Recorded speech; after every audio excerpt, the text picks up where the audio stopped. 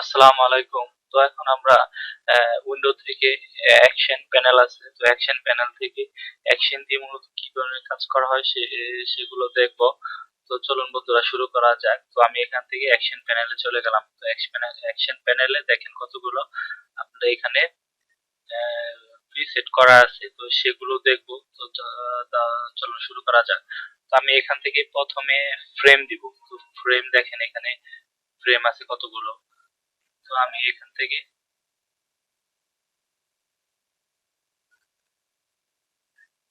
Would frame আছে, তো would ফ্রেমে যাওয়ার পর এখান থেকে আমি জাস্ট এটাতে ক্লিক করব, কন্টিনিউ দিব।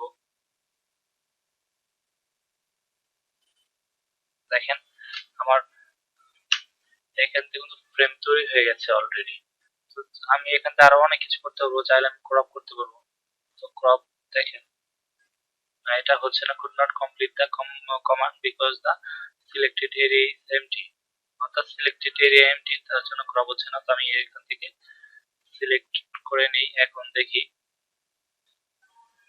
হ্যাঁ দেখেন অলরেডি আমার ক্রপ হয়ে গেছে। তো এইভাবে ক্রপ করা যায় সিলেক্ট করে।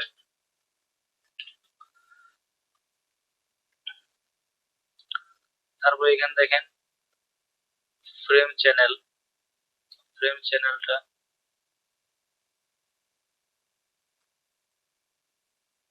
দেখেন ফ্রেম চ্যানেল হয়ে গেল।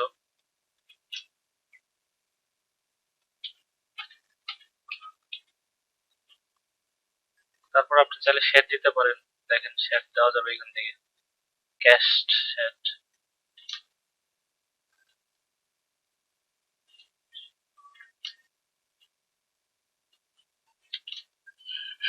দেখেন এখানে আপনার একটা ক্যাস্ট শ্যাডো তৈরি হয়ে গেল। তারপরে ওয়াটার রিফ্লেকশন দিতে পারেন, দেখেন ওয়াটার রিফ্লেকশন যদি দিই,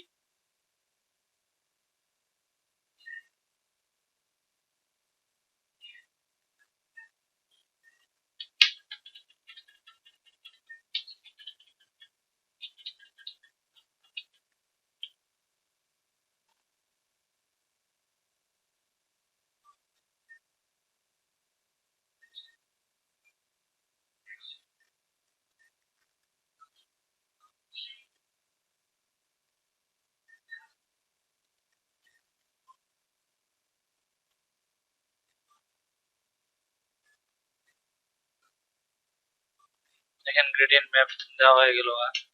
এখান থেকে আপনি সহজেই অ্যাকশন প্যানেলের মাধ্যমে এখানে দেখেন গ্রেডিয়েন্ট ম্যাপ আছে, সেটা গ্রেডিয়েন্ট ম্যাপটা এখানে অ্যাপ্লাই করে দিলাম। তারপরে এখান থেকে আছে আপনার সেফিয়া টুনিং, আপনি চাইলে সেফিয়া টুনিং দিতে পারেন। দেখেন এখানে জাস্ট ক্লিক করবেন,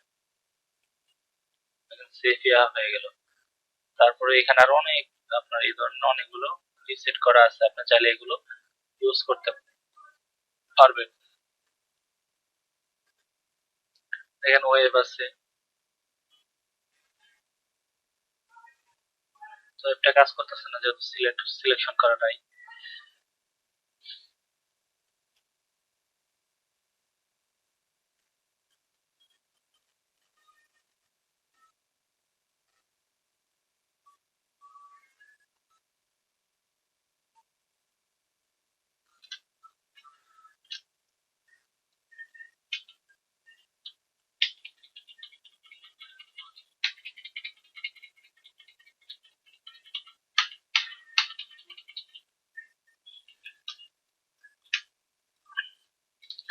তো এই ছিল মূলত আপনার অ্যাকশন প্যানেলের ব্যবহার। তো আশা করি বুঝতে পেরেছেন। পরবর্তী টিউটোরিয়াল দেখার আমন্ত্রণ জানিয়ে এখনকার মতো এখানে বিদায় নিচ্ছি। আল্লাহ হাফেজ।